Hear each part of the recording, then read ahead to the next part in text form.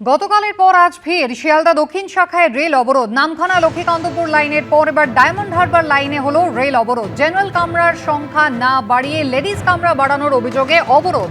সকাল 6টা থেকে উত্তর রাধানগর স্টেশনে রেল অবরোধ চলছে। আপ এবং ডাউন লাইনে বিভিন্ন স্টেশনে ট্রেন দাঁড়িয়ে পড়েছে। অফিস টাইমে ভোগান্তির শিকার যাত্রীরা। গতকালও একই অভিযোগ হয়েছিল এবং আজও ফের শিয়ালদা দক্ষিণ শাখায় সেই রেল অবরোধ। জেনারেল কামরার সংখ্যা না বাড়িয়ে লেডিস কামরার সংখ্যা বাড়ানোয় সমস্যায় পড়তে হচ্ছে, আর সেই কারণে রেল যাত্রীদের একাংশ তারা অবরোধ করেছেন উত্তর রাধানগর স্টেশন।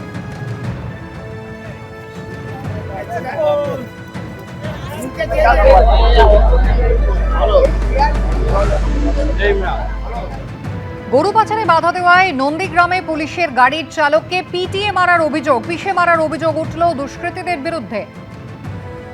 গরু পাচারে বাধা দিয়েছিলেন এবং সেই কারণে নন্দীগ্রামে পুলিশের গাড়ির চালককে পিষিয়ে মারার অভিযোগ উঠেছে দুষ্কৃতীদের বিরুদ্ধে। আজ ভোর 4:30 নাগাদ রেয়াপাড়া ফাঁড়িতে লরিতে করে গরু পাচারের খবর আসে। রাস্তা আটকানোয় পুলিশের টহলদারি ভ্যানে ধাক্কা মারে লরির চালক। পুলিশের গাড়ির চালক এবং অন্য পুলিশ কর্মীরা গাড়ি থেকে নেমে পড়লে এরপরই অভিযোগ যে পুলিশের গাড়ির চালককে পিষে দিয়ে চম্পট দেয় লরির চালক।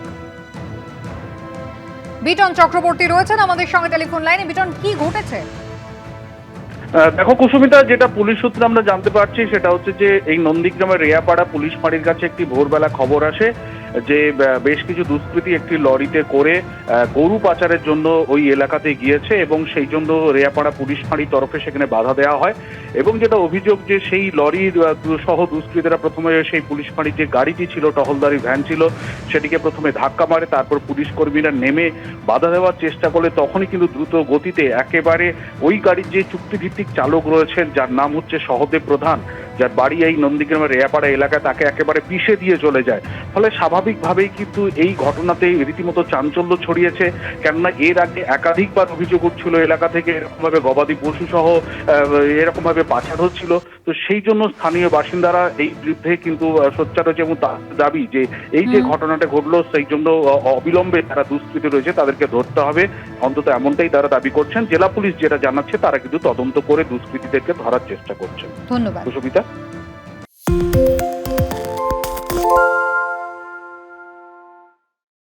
সত্য অন্তহীন, সত্যের খোঁজও তাই, সত্য সন্ধানে তাই আমরা অক্লান্ত, অকুতভয়। এবিপি আনন্দ নতুন ভাবনার প্রতীক, যা মনে মুক্ত, তথ্যে যুক্ত এবং যাবতীয় সীমানার বাঁধন থেকে মুক্ত। সীমা না শব্দটির মধ্যে লুকিয়ে আছে মানা শব্দটি, যেন চোখ রাঙানি এক অদৃশ্য বেড়াজাল, যা আটকে রাখে আমাদের এক ছোট্ট গণ্ডির মধ্যে। একমাত্র সঠিক খবরই গড়ে তুলবে এক মুক্ত সমাজ। সেই জগৎ গড়ার লক্ষ্যে কোনো সীমানার ঠুকুটি আমরা মানব না। এবিপি আনন্দ এগিয়ে থাকে, এগিয়ে রাখে।